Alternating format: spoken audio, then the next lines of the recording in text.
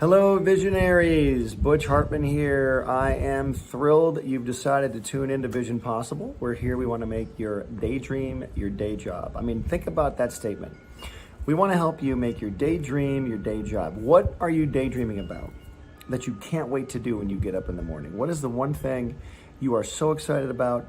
What's the one thing you do that no one has to pay you to do every day? Excluding eating and sleeping and all that stuff. I'm talking about your desire, your hobby, your dream, your favorite activity. What is it?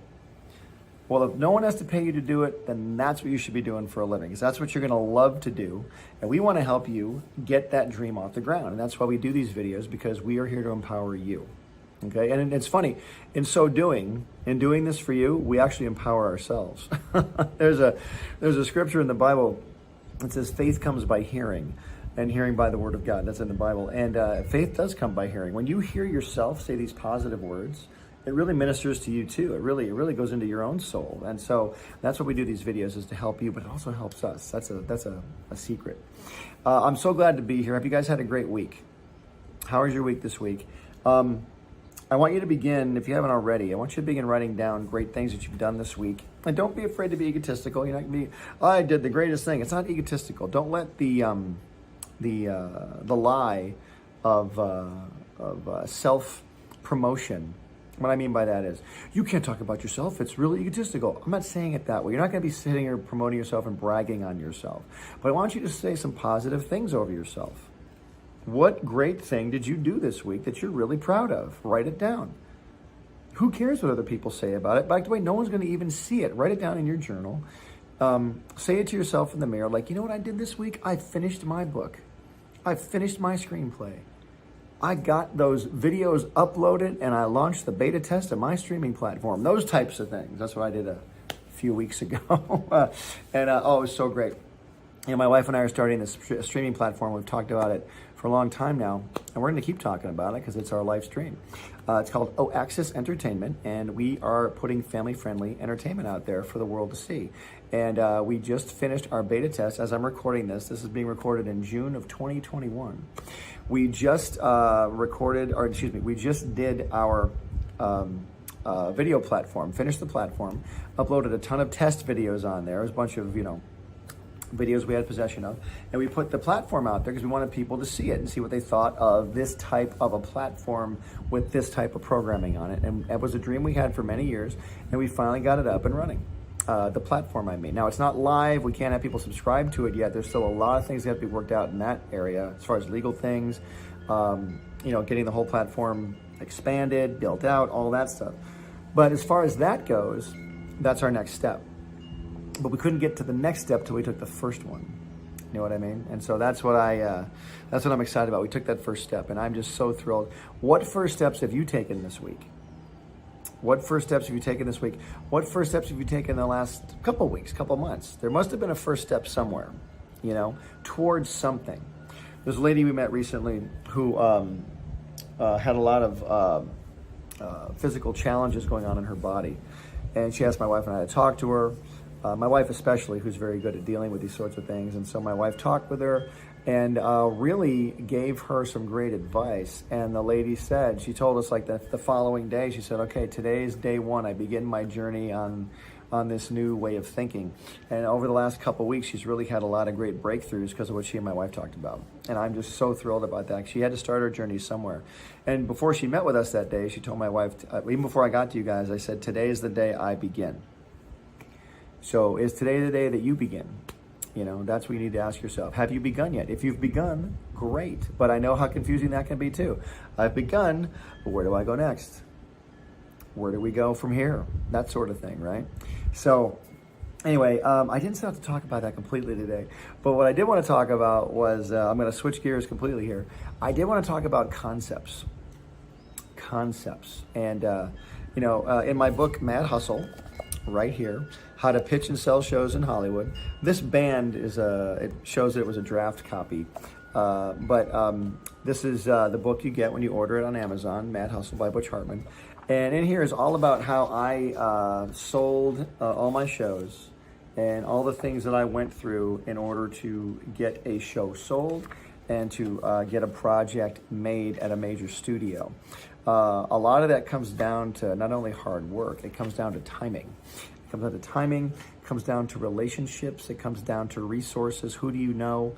I mean, I've got to know people in order to get something sold. Well, not always, but it really, really, really helps. And if you're at home all the time and not meeting anybody, if you're afraid to go out there and meet people, it's going to be much more difficult to sell a project. And by the way, if you're afraid to meet people, then don't even sell a project. Don't even bother. Because if you're afraid to meet people, you are going to have to meet people and know them and work with them every day to get a project off the ground. Do you think a show like, let's say, Modern Family, or a show like Grey's Anatomy, do those shows get made on their own? No. Hundreds of people work on those shows, maybe dozens, but I mean, there's some shows that have hundreds of people, production people, editing people, casting people, actors, makeup people, the money people, the insurance people. I mean, it's crazy how many people work on a TV show. So if you don't want to meet people or work with people, then entertainment probably isn't for you. And what's interesting to me, it's so funny, there's a lot of people in entertainment that are very introverted, which is completely fine.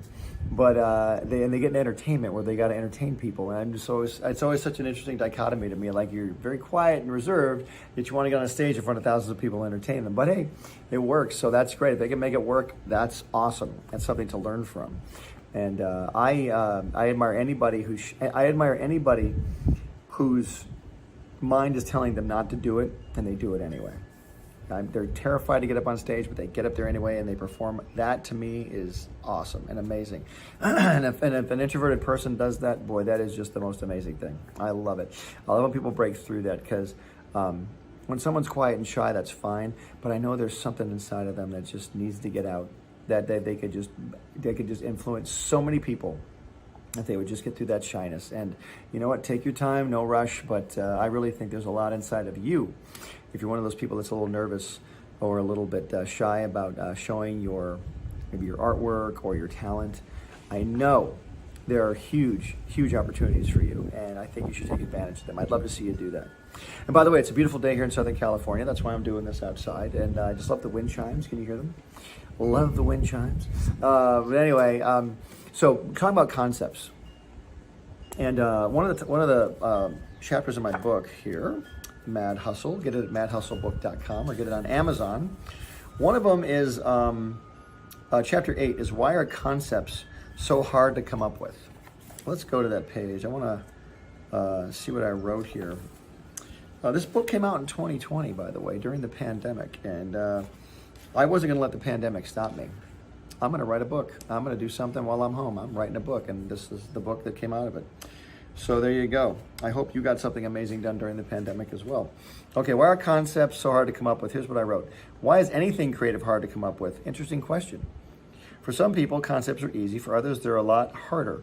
It's like sports, music, dancing, or anything else. Different people are better at different things. If you're great at coming up with awesome ideas, that's cool. Man, what a gift. Cherish that talent and use it well, young Skywalker. But if you're a person who struggles a bit with coming up with ideas, don't worry. This just means you're a different kind of creative person, but you are no less creative than anyone else. Your ideas have merit, your ideas are worth hearing, and your ideas can make money. And that is awesome. You know, there's so many authors out there who write children's books. I know one particular gentleman who's written like 51 children's books. I haven't even written one yet. I really want to. I've illustrated a couple of children's books. In fact, right now as I'm recording this, I'm illustrating a children's Bible. I'm so excited for you guys to see this Bible. I can't wait till it comes out. But it'll be out within the next year or so. But it's so much fun to work on. But I know a guy who wrote 51 children's books, and none of them have become huge. Like, he's written them, they've been drawn, they've been printed, they're published by a legit publisher, not even self-published. They're out there, but they just really haven't popped off. They haven't like become the next, Cat in the Hat or the next, Harry Potter or whatever. But he's still trying. 51 books. You think he's going to go for 52? I think so. And why not? If they're that easy for him to do, great. But if you're out there doing your one children's book, that's awesome too. But, how far along are you and how long have you been working on it? Sometimes I say to people, I know it's hard. I know things are hard to get done, but keep it going and get something done so people can at least look at it and give you a critique on it. Don't just put it in a drawer and never work on it again. I used to meet people, and this would be me too. They'd say, I'd say, I'm going to write a screenplay. And then 6 months later, they would ask me, how's your screenplay? And I would say, oh, slow. That means I was never working on it because I lost faith in it. I got scared. I got nervous. I didn't think I could finish it. And that was my problem. It's like I thought I could get it done, but it got intimidating. Who wants to sit and write, on a computer or, back in the day before even computers, I'd write on a typewriter. Believe that. Back in the 80s, I bought a typewriter. I started writing scripts when I saw the movie Back to the Future in 1985. I swear to God. I was 20 years old. I saw the movie Back to the Future, thought it was amazing.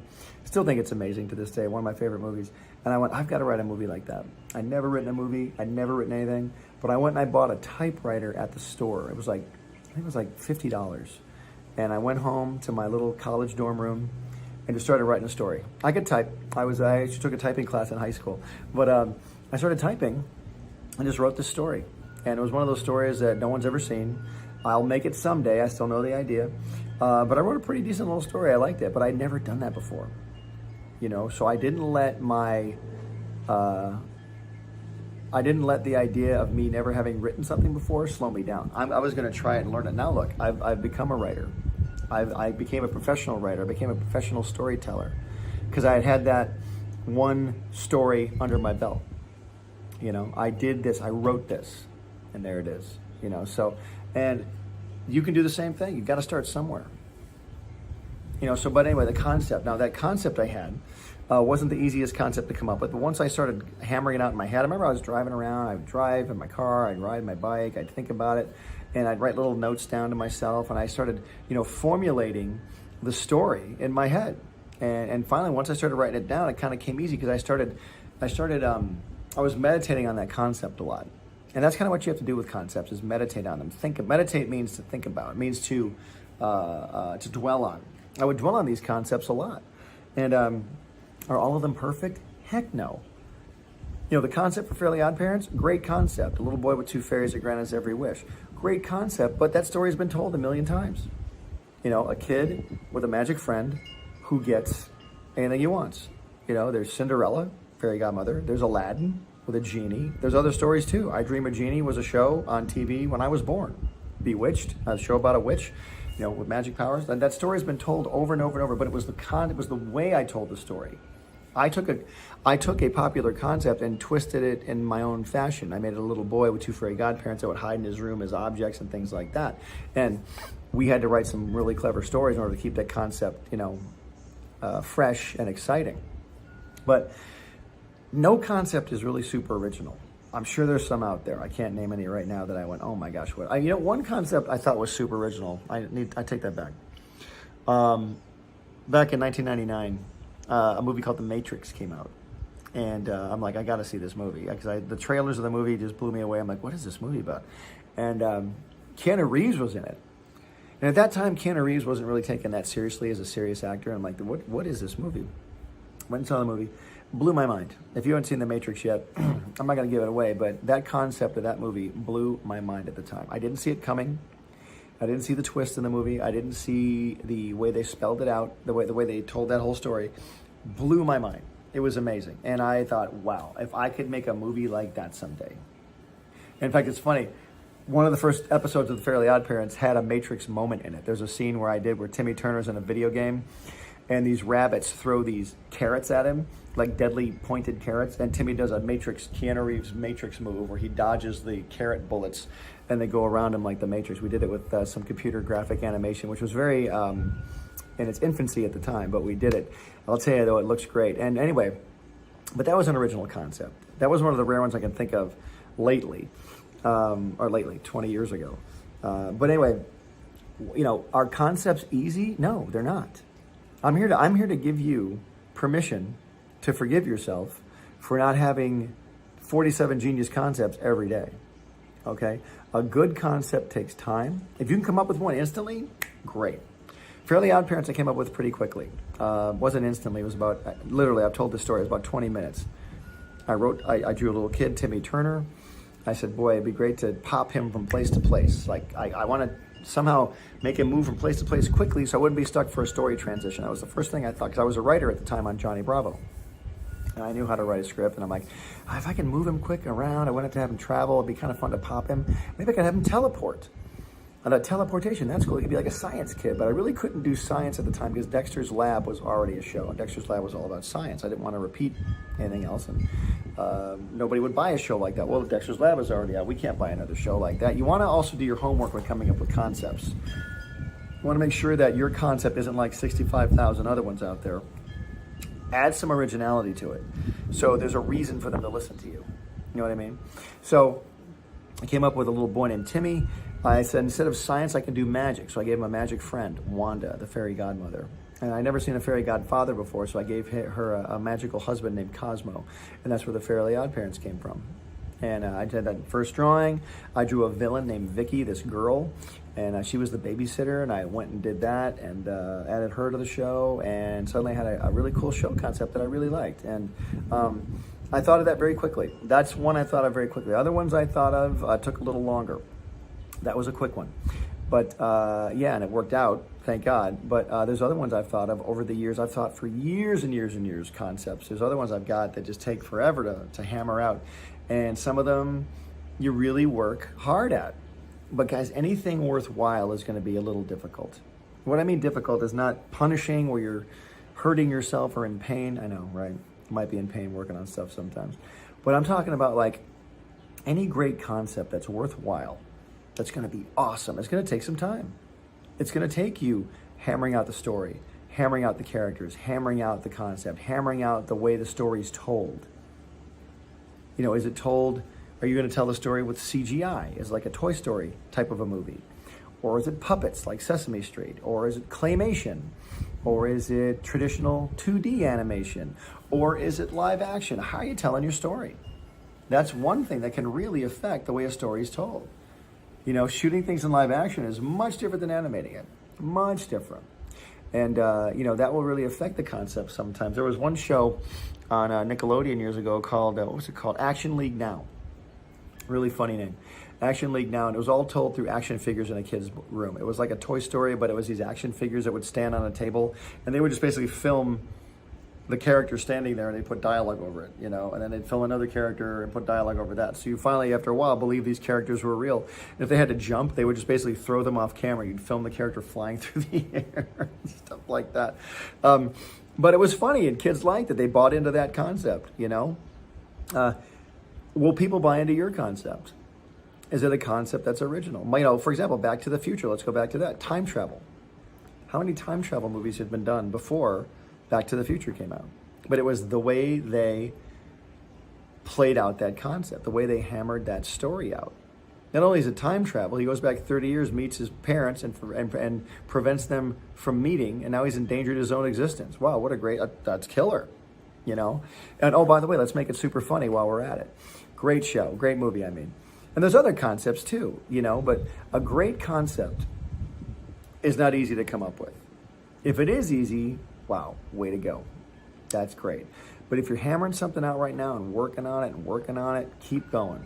Because I guarantee you that jewel is inside that rock that you're trying to hammer out with your little creative, you know, hammer and chisel. There's something in there. There's something in there that's supposed to come out. So don't stop hammering. I tell people this over and over, and I tell myself this. Don't let anybody stop you from moving forward on your concept. I don't care how hard it looks. I don't care how much time it's taking. Keep at it and keep writing things down. And then maybe run it by some people. See what they think. Make sure they're trusted people. We've talked about that before, about contracts and partners and things. But make sure that the concept is run by somebody that you can trust. You know, let them know, you know, hey, this is, you mean a lot to me. Your opinion means a lot. I'd like to run something by you and see what you think.